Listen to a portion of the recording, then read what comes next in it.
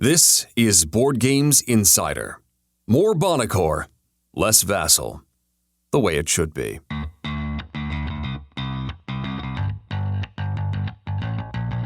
This is Board Games Insider, where publishers Ignacy, president of Portal Games, and Stephen Bonacor, president of Stronghold Games, discuss the hobby board game industry from the inside, providing you with news, advice, and a look behind the curtain into both of their companies. Ladies and gentlemen, here are Ignacy and Stephen. Hello, Ignacy, Portal Games. And this is Stephen Bonacor, Stronghold Games and Indie Game Studios. And you are listening to episode 112 on July 11th, recorded July 11, 2019. A proud member of the Dice Tower Network and the podcast that increasingly shows how wrong Tom Vassal is. Ignacy, we just got back. I just got back from Dice Tower Con. That's Tom's Con. And there was many amazing things that happened there. You should have been there. I saw videos of you playing Jenga. Yes. Giant Jenga against Tom. It went on for about 25 minutes, give or take. And the winner, of course, gets to put a pie in the loser's face. And I'd like to go on record as saying that I was again clean of pie. It was my highlight of my convention. It was amazing. So that's 2 years in a row that Tom has gotten a pie in his face from me. And, you do it once, it's an event. You do it twice, it's a tradition. Tom has now promised that it's going to be an ongoing event every year, something. And we might even do it bigger, like industry idiots doing stupid things. Who knows how we're going to do it, but we're going to be continuing to do these crazy things. So it was a fun convention. And of course, Luke, your man, Luke Adonovsky, recorded the podcast with me. Luke is not exactly someone who likes to be in the spotlight, so it's very hard for him, but he does very well, I think, when he's doing it. I listened to this podcast, this episode yesterday. It was a pleasure to have a chance to listen to my own podcast, so I had a great time, and he's doing it great. So each time you guys are together at the show, I will always vote that you record the podcast. So sometimes, few times a year, I can be a listener to the podcast. So it's a great thing. That sounds like a good thing. And there's all kinds of news that came out of Dice Tower Con, but we'll talk about that at some point during the news. But essentially, things about the con is going to move location to a different venue within Orlando and stuff like that. And we'll get to that during the news segment at some point. But great convention. Anybody who has a chance to go to either Dice Tower East or Dice Tower West or the Dice Tower Cruise or Dice Tower Retreat, they should definitely get a chance to do that because Tom and company throw a great show. So let's talk about what's happening at Portal Games because, oh my gosh, Portal Games, you guys are killing it. The big news. Talk about it. Go for it. Yep, so for the past few episodes, past few weeks, I was teasing that we are starting Kickstarter. This was the only one date that I knew. July 8th. I was talking about this day because we all know that Kickstarter has its own rules. Like this rule is you better have a good starting day to let things rolling. So I was focused to remind this one date everybody and every fan of Portal Games, and I'm happy to report, I'm very, very happy to report that our fans were with us this particular day, and the Kickstarter is absolutely going crazy, and for sure this day, this July 8th, will be the day I will be remembering for my whole life, because it was absolutely insane. It was our first Kickstarter ever, so we had basically no expectation. We had no clue what will happen. We just say, okay, we have to do it. We have to do our first Kickstarter. Let's do it, and we will see what happens. And then just people came and start throwing money to Kickstarter and to our game. So we are very happy. We did. I was talking about this in my vlog. We did a betting in the company. So on Monday morning, I asked every single employee of Portal Games how many backers we expect to have in the 24 hours. And as you can imagine, everybody was wrong. Like we didn't see it coming. My bet, and this is pathetic. It shows like I had no clue what will happen. My bet was we will have 350 backers. Wow. and you got and very wrong. We had 900 people after 90 minutes. Wow. That was we were just looking at the and the moment is interesting. I'm talking about this in a vlog. This is interesting. Like we started the Kickstarter, and things started happening, and we were just looking at the screen, like all of us, staying in the office after hours because it was in the evening for Polish time, and we were like, what's going on? And there was no Facebook post. There was no we did nothing because we were just staring at the screen and saying, this is insane. What is just happening? At this point, this is the third day of the campaign. This is the third day of the campaign. We have we have 3,400. People supporting the campaign and backing the game. No, you don't. No? You have 3,600 backing the campaign. Yeah.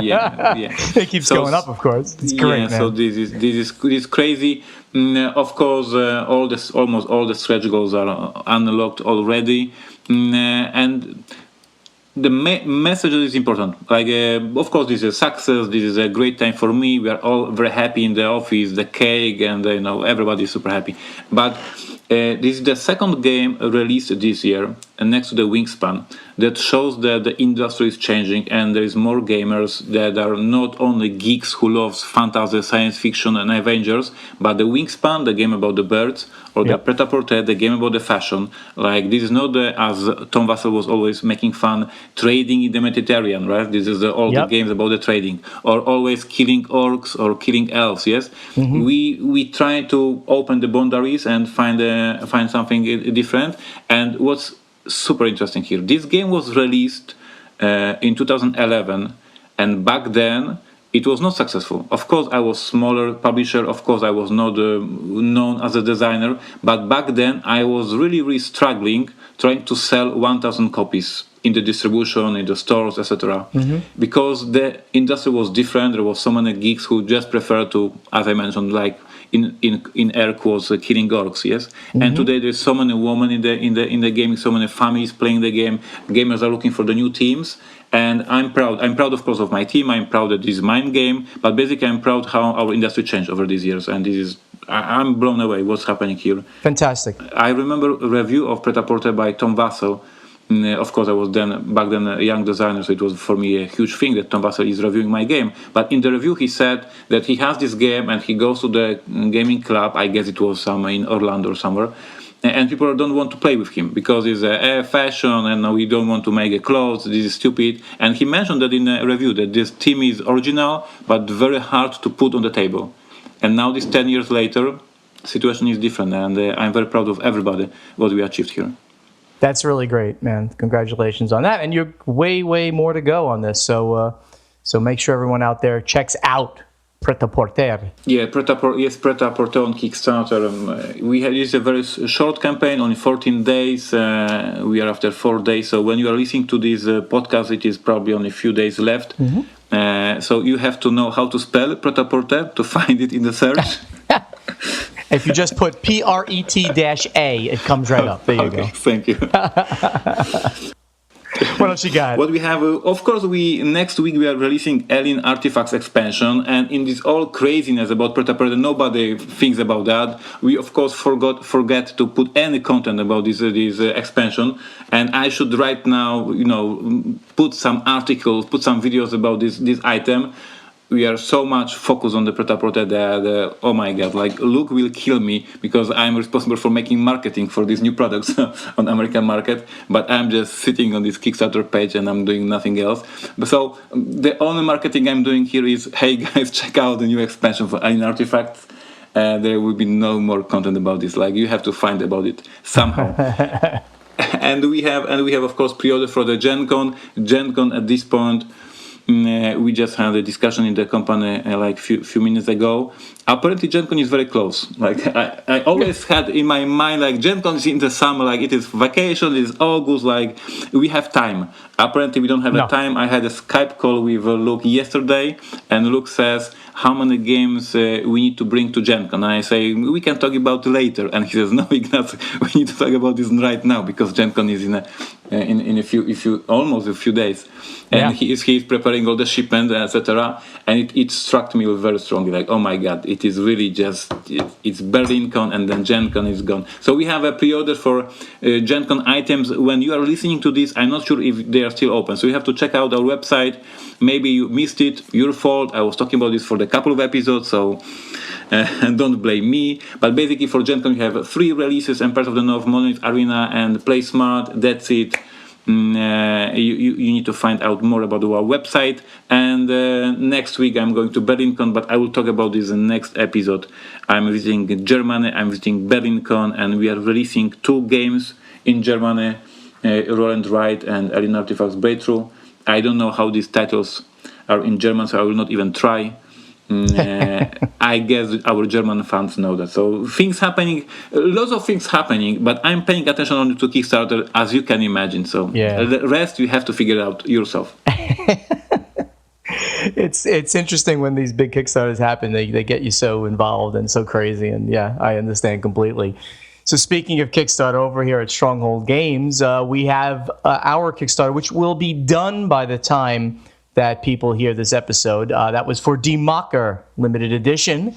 Without partnership. Amazing game. Thank you. Without partnership with Spielworks, so it's over $150,000, which not quite as wonderful as yours, but did quite well. Lots of backers. It is a limited edition for a reason. It's not going into retail for a reason. It's a very niche game. So if you didn't get it on Kickstarter, there will be a pledge manager that's probably still going to be open by the time that it'll definitely still be open by the time. We usually do a 2-week pledge manager on it, so you can probably go to Kickstarter and do the late pledge to get the game.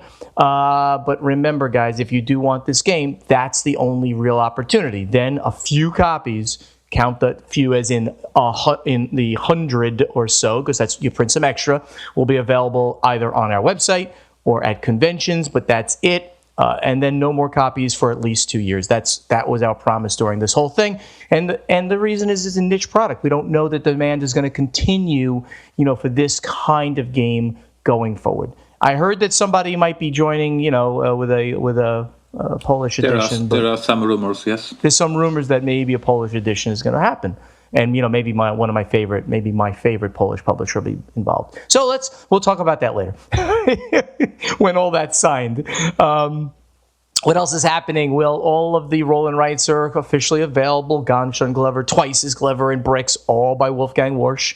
Second Chance, the Flip and Write game, very similar, by Uwe Rosenberg. 2 more coming out at Gen Con. We'll mention those in a second. Valparaiso, the middleweight Euro game, is now just out.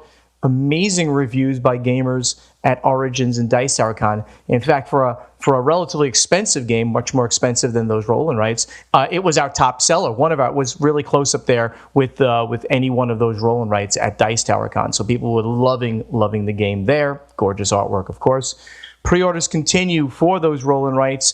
Dizzle is the next one, the number 5 in sort of the series of roll and writes. Street date on that is confirmed at August 7th. Then Encore, which was Nachtmahl in Germany. That street date is going to move it's definitely going to move to September. September 4th is the current date. That completes the whole series of 6. Diamonds, 2nd edition. So that's the great trick-taking game by Mike Fitzgerald. That's going to street date in September. And we did announce October releases. I'll quickly mention them, but we'll go into more detail later. That's Amul, the card drafting game, with Alauta Pellet. Coffee Roaster, a solo game. It's a reprint with all new artwork and some improved gameplay. And then the Freeman Freeze games for the end of the year. Fire and Fast Sloths. All those games available October. Definitely Essen releases as well. And we'll get into November much later. So that's what's going on here at the Stronghold. Gen Con preparations like crazy, as Ignacy mentioned. I did so much work on Gen Con the last few days, right as soon as I got back. I didn't realize either that, it's going to be, by the time this podcast drops, 2 weeks after that, I'll already be in Indianapolis. You're going to be going, right? Yes, I'm flying. I'm flying first to New York. I will be spending in New York like 2 or 3 days to get used to the jet lag, and then I will be ready to rock at Gen Con. Ready to rock, like the Rock and Roll and Write event that Stronghold Games is going to be putting on there on Thursday night. There'll be gifts, there'll be singing, there'll be gaming. It's already sold out. Singing, I like the singing part. Yes, there will be singing. It's already sold out, but sometimes you can get in on a standby basis if you do swing by the room. So we'll see. So hopefully we'll have a lot more to talk about on that. And that's it. I think we need to go to the event deck. The event deck. Here's the latest news from the board game industry. All right, so GAMA non-drama occurs recently. We have the GAMA electing new directors and officers, and they revealed the current member counts and early Origins numbers. So GAMA held its annual meeting Friday in conjunction with the Association Consumer Show of Origins Game Fair in Columbus, and this was back in the middle of June. And the election reestablished Stefan Brisbaud as the president. A few people departed. Brian Dalrymple, longtime board member, he is stepping down. And Aaron Witter, who was treasurer, they left the board, all under great circumstances. No drama. This time for them that they wanted to go on to do other things. Who actually was reelected? Board member Jeff Tidball was elected as secretary. Marie Poole was elected as treasurer. Elections for 3 directors at large were held, and there was lots of voting going on for them.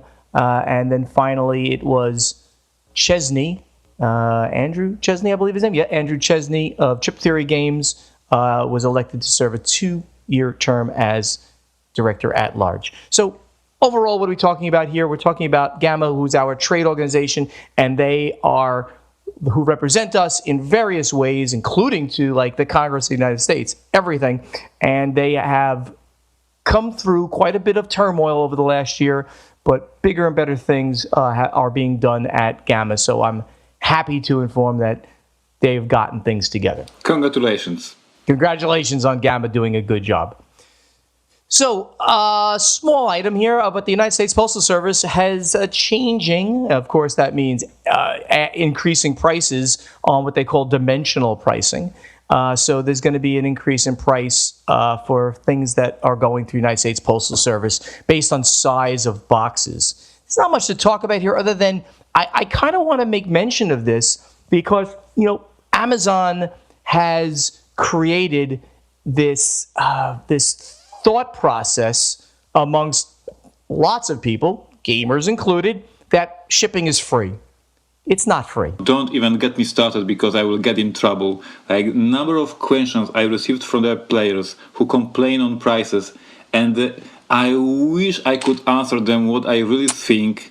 And I would like to point them to Google Maps and check where Poland is and where is New Zealand or where Poland is and where is Canada. And the shipping of $20 to get package from Poland over the freaking ocean to Canada is really, really, really cheap. And yet people are complaining, and it's exactly what you mentioned, because we all as the customers are spoiled that we want everything free and the shipping should be free, and people don't look at the map that this planet Earth is quite a big place. It drives me nuts and crazy. I'm sorry. No. You're absolutely right. And I appreciate the passion on this because I'm as passionate. It is fundamentally bad for us to think that shipping is a free thing. And it's a shame. I mean, Amazon, who is one of the largest companies on the planet with their entire infrastructure set up to ship, right? This is what they do. They've got a website, they've got product, and then the rest of the company is a shipping company.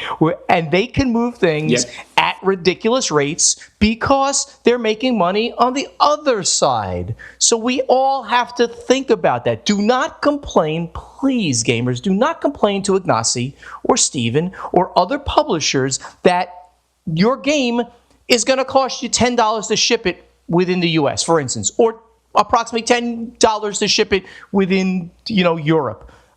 And then when we go to New Zealand, guess what? New Zealand is not the same as Australia. So very often, in fact, we have found it completely all the time, that a price to ship from Europe to Australia is much lower than a price to ship from Europe to New Zealand. I don't understand why, but these are the rates that we get.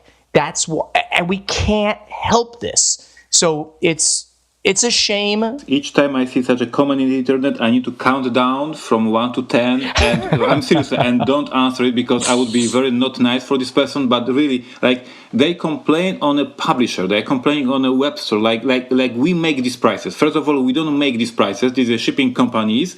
And on the other thing is that I do understand this cost. Like, I'm not blaming shipping companies that these rates are very high. Actually, shipping one package from Poland to Australia for like $30 is quite a low price because it's a really pretty long distance. Come on, guys, look at the Google Maps. Look at these countries. There is a distance between us. Let's move on. Let's move on, like, because I will say something that I will regret what I said here. I'm so happy that I brought this one up because it started a whole great conversation.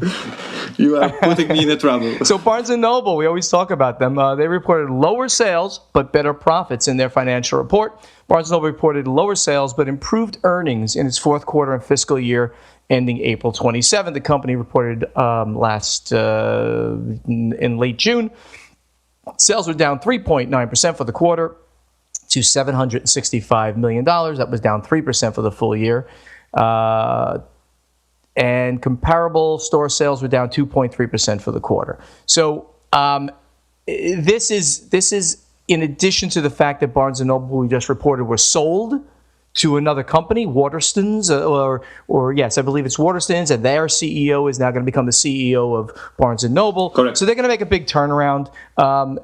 We talk about Barnes & Noble a lot because they are as big as they are, and while they're a bookstore, they're changing their model to try to put more and more games there. So we really do hope that they continue to be a force, at least on some level, within the gaming industry. Yes, we are. I'm very eager to see what will happen, but in a little bit longer run, like 10 years, because like these 10 years, stores like Barnes & Noble on Toys R Us were like giant, huge companies in retail. Then Amazon, and you can start fun of me, Amazon, that would be or whatever it's called. As I've said 14 times already in the show. Yeah.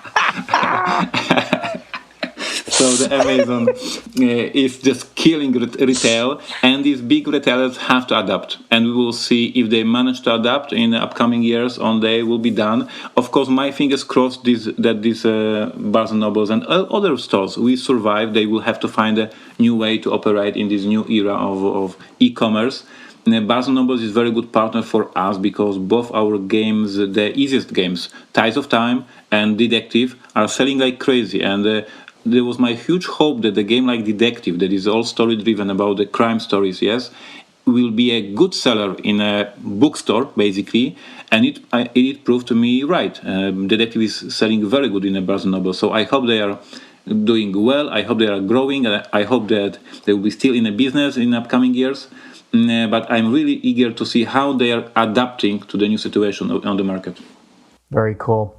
So Hasbro's, or I should say Portal Games, not the only company going into this, integration with, voice activation. But Hasbro now is launching a voice-activated cashless Monopoly. Hasbro has put a voice to Monopoly. The company released the first voice-activated version of the game.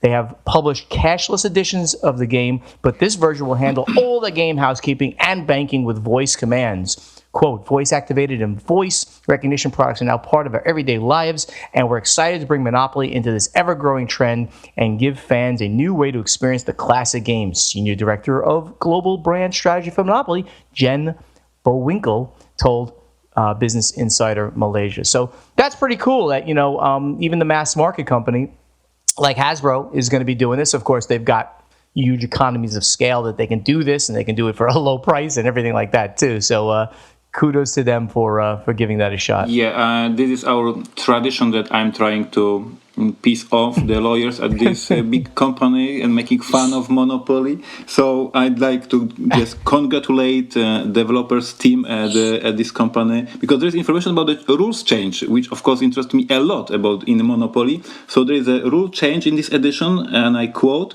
there is also only one get out of jail free card. So apparently this game is now harder, because it's harder now to get out of the jail. So they are inspired by Robinson, probably Crusoe. So congratulations. I didn't pick up on that. Sure, let's make it even harder. And by the way, Hasbro is going to do a webcast of their second quarter earnings on July 23rd. That'll be a boring business segment that we will definitely talk about, because I like talking about Hasbro just so that people out there understand the difference between a company like that and the rest, and hobby gaming. It's of a scale that is not understandable, really, to most people who are listening to our voice. All right, let's move on then. We'll move over to strategy and tactics. Strategy and tactics. Some advice for you from Board Games Insider. So the first question here is by somebody who I know dearly, Chad McCash, Grimnir on BGG. There is like 20 questions in this one question. Yeah, I know. Did you see him? Chad is big mouth. He's got to Chad is very, very, very good friend of mine from New Jersey. Works at conventions for me sometimes, and I don't get to see him very much now, of course, because I'm in Florida, but he was my main rules guy in New Jersey. So love you, Chad. He's got a lot of questions here, so this might be the only question we take. How important is establishing brands or settings like Space Cadets, Imperial Senators, Core Worlds, Neuroshima for your companies? Ignacy, how important is it to establish things like that for the company? So, yes, there are two, I would say, about two cases for my company. One case is Neuroshima and one case is Imperial Senators. For Neuroshima, this is a game that we released many years ago, a huge following, lots of fans. The game is set in a post-apocalyptic world. And what does it mean? That means that when I release a new expansion for Neuroshima, or when I'm releasing a spin-off for Neuroshima, like other card game in this world or whatever, right? I have a certain number of sales day zero. Like there's these hardcore fans who loves Neuroshima, who loves that brand, and the day zero they will buy the product. And that is great.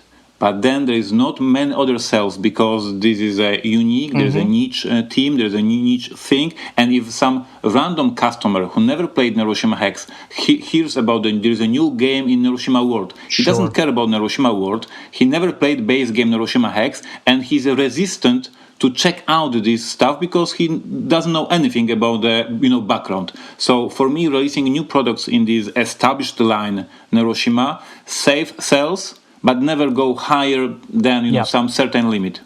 And this is the case for me for Neuroshima. With Imperial Settlers, which is much more, I would say, family-friendly IP, much more colorful, joyful, we are now releasing Imperial Settlers Roll and Ride. We are now releasing Empires of the North, and we really hope that we will reach more customers who never played Imperial Settlers, the base game, but this is not like that niche like Neuroshima. But it's always tricky. Like on one hand, you have these already customers who love this brand, but the other ones might be resistant to try this brand. So it's tricky, I would say. And it's similar with like expansions too. Like you're guaranteed a certain minimum number of sales, with an expansion to something, but it's, you're never going to sell as much as, the original piece of it. So in general, Chad, I agree. I mean, you want to create these brands, you want to create world settings that you can add to. In general, what we need to do is just put out great games and get games that are evergreen that will continue to sell over time. Much more important than simply, creating brands. But I think it is important. Are your companies actively seeking out game submissions by female designers? Well, number one, Stronghold Games is proud to say that we not only have two female designers in our catalog, Sydney Engelstein, who's designed games in the Space Cadets universe, as well as the Dragon and Flagon, and also Sophia Wagner, who has done recently The Boldest, and Noria before that with us. So the answer is absolutely yes, we are, but we are seeking out great games, period. I like to brag that we have, great female designers in our catalog already. But in general, we certainly will. add more, or we'll be looking for more. But the fact is, great games, period, are what we need to be putting out. Ignacy? Yes, first I would like to outbid. I don't know if there is a word like outbid, but I'd like to outbid statement of Steven. So he has 2 female designers in his catalog. I have full-time employee female developer, Asia. So yes, Asia is amazing. Asia is the smartest person in the company. She's kicking ass during the playtesting on every employee in the portal offices, and we absolutely love her, and she is developing our games. So you are outbidded. No. I am not outbidded because outbid is the word. Because not only do we have Sydney Engelstein, a full-time employee now at Stronghold Games, so she did all those games. She did all those games that I mentioned before she was an employee. And then when she graduated college, we hired her on full-time as a developer. So she's a full-time developer within the company. We have also about half of the company is actually female. How about that? We also have, and I'll mention them by name because they're all wonderful ladies, Trisha Victor. She does our convention and trade show manager. We've got Kira Peevely, who is a consultant to the company, but she's almost full-time, and she's basically a director of marketing. And, of course, we have Pauline Milano, who is the director of administration for Stronghold Games. So that's almost half of the people in the company. So I outbid you. I should not play poker with you, I think. I've raised all in. There we go. But also, in all seriousness... Yes, in all seriousness, no, there is not a case that we send a press release or some message that we are looking for the game designed by the woman. No, we are looking for the game. This is a statement, and I don't care who designed this game. I just need a good game. This is all we are looking for. Absolutely. All right. If you sold your company tomorrow, what role, if any, would you like to have in the industry? Continue, start designing games, open a game store, work for another company as a consultant, just become another gamer going to conventions? How do you think, Ignacy, if you sold your company, what do you think you'd do in the industry? First, I would answer all these people in the internet who makes me mad. You would answer them seriously. You would answer them honestly.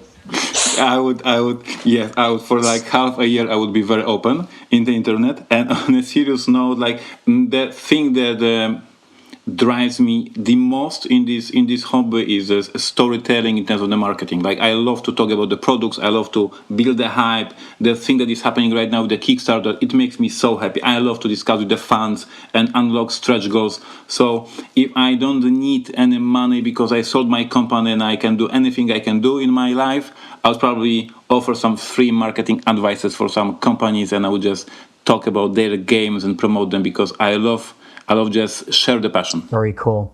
And for me, I think that my next step would be a retirement. I think that's my next step. And in retirement from the hard day-to-day job of running a brand, running a company, I think that I will stay relevant by going into the media side. Like, in other words, doing more of what we're doing right now, right? More podcasting, maybe working with one of the major game media networks, so that I can stay relevant and continue to have a voice. So that's sort of where I'm going to go. Like be an expert. Yeah, be an sure. expert. I mean, obviously, you don't lose all that knowledge, and you still understand, and you're still a gamer, and you know what's going on in the industry. So continue to do the stuff right now that we're doing, but even in a bigger way. That would be sort of the way I envision myself once I get out of the actual hard work of running a company. So today our message to Asmodee is that once again we are Asmo ready, and this is our plan. So if you want make our dreams come true, so Asmodee, it's your call. Asmodee, or other really big companies out there. Final question, my gosh, from Chad is, how does a publisher handle a situation where they think another company is making a too close game, theme-wise, or even an outright copy of one of their own existing or upcoming games? And, really, we what we do is we have to reach out and in a polite-ish way tell them that, if that is really the case. And if needed, we might have to ask them to make changes or do something even more like dramatic than that. But, we hope that doesn't happen. It hasn't happened yet. Ignacy, any other comment on that? Yeah, I agree with you. I was not in such situation yet. The games that I publish, the games and the I design are quite complex games. So I don't see other company trying to copy on being inspired by such a complex games. So hopefully there will be no case in the future. But I can see myself being pissed off, like after all these months of hard work on a game. Then if I see that somebody just took the best ideas, changed the artwork and put it on the market, I would be probably really, really angry. But that was not the case yet, so let's keep our fingers crossed that all companies will try to create their own ideas and own games, and we will not be in such a situation ever again. All right, we're going to do one more here, Ignacy, because guess what? It's the last one. Don Lillies, who's D.A. Lillies on Board Game Geek, says, I have an issue with most party games or micro games. Mainly, they bore me, and I find I would rather play something more challenging or actually fun. Sure, why not? A perfect example is Codenames. I know many people like it. I don't understand why. I have tried it a couple of times. Perhaps it was the wrong group, and I found it more frustrating as clues were mistaken or your team guessed wrong. This, therefore, was quite tedious in my opinion. Love Letter seems so dull after one play, and Werewolf seems played out. That being said, I wonder if hashtag Tom Vassell doesn't like fun, I like this guy already, also applies to me. Well, maybe I don't like you. I wonder if I should just dive deeper into these games to find out one that works for me. Or do you find that there is certain groups or genres that others really just fall flat for you? If so, how do you respond? Do you look for other groups to try the games you do look for, or do you look for a new design that brings something new to the game? So Don, look. First of all, if a type of game doesn't work for you, it doesn't work for you. I mean, there's of course the huge schism of the Euro gamer versus the American style gamer. I mean, that's of course a thing, right? But if party games don't work for you, then they don't, and there's nothing wrong with that. I think Codenames is one of the most brilliant ideas ever done, and I've on the podcast that every family should grab those Monopolies that they have, throw them in the garbage, and put a big Codenames right there on their shelf instead, because it can be played with families, it could be played with parties, it could be played with adults hanging out. It's just a phenomenal game, and I do like party games in general because they're just so social, and that's my biggest thing about games. Ignacy, any comments before I continue? Yes, I think that Don has a great question here, because the message here is that there is so many different genres of games. There's so many different games, and there are these Stefan Feld point salad games, and there are these FFG Ameritrash games, and then there is these storytelling games like Detective, and then there is a Jungle Speed dexterity game, and we have so amazing hobby that the message that I'm, for all these 20 years that I'm working here in this industry, I'm sending is there is no bad games. There's not the game that you have to trash and say, this game is stupid. Right. Don is saying very, very, very nice. He says, I don't like Codenames, I like different games. And this is the message that we need all to understand, that not Codenames is stupid, not Teotihuacan is stupid, not Detective is stupid. This is just game not for you. And don't worry, there's so many other great games. So just don't trash other games. Just understand that this hobby is so rich that we all have different tastes. And I love these questions, and I want always this message to be sent.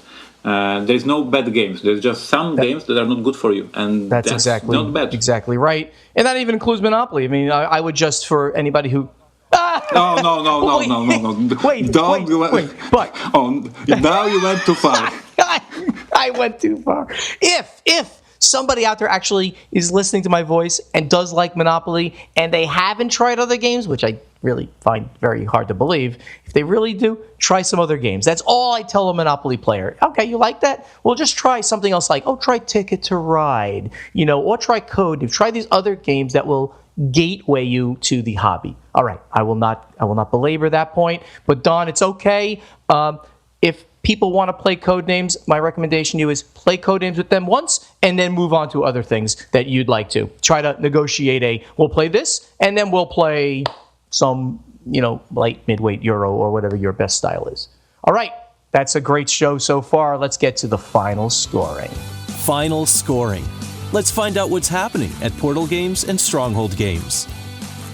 Hey, everybody out there, thank you so much again for listening to us. Our guild on Board Game Geek, Board Games Insider Guild, that's where we take our questions. We have a Facebook page. It's just called Board Games Insider. Go check us out there. And, of course, we have /Stronghold Games and /Portal Publishing, the individual company Facebook pages.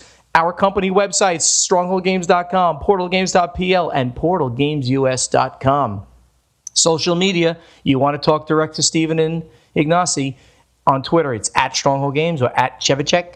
And on Instagram, it's the same, at Stronghold Games and at Chevicek. And we both have YouTube channels. See us at Gen Con. I hope everybody listening here who's going to be at Gen Con will at least pass by both the Portal Games booth and the Stronghold Games booth and the Indie Boards and Cards booth. We're going to have separate booths because we can't combine because Gen Con's such a pain in the neck. We'll try to combine in the future. So come by and see us, hang out, play some games with us. That would be great. Please talk about this with your friends. We really want to continue doing this, and we want more listeners. Ignacy, any secrets today? I don't think so. No secrets. I have only one message. Everything Steven said is right. Follow us, like us, subscribe us, and have a great time. And see you next week. And I'm going back to Pret-a-Porter because this is my week. Absolutely. Enjoy your success, my friend. All right, everybody. Take care. See you again in a week. Bye-bye. Bye-bye. Thank you for listening to Board Games Insider with Ignacy Chevicek and Steven Bonacore. Board Games Insider has been made possible by you, our listeners and hobby board game enthusiasts.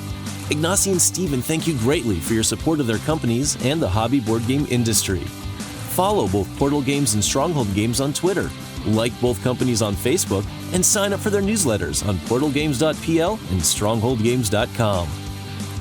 Please join us next time on Board Games Insider. You're listening to the Dice Tower Network, the home of smart people, insightful board gaming commentary, and Ignacy Chevicek. Find out more at dicetowernetwork.com.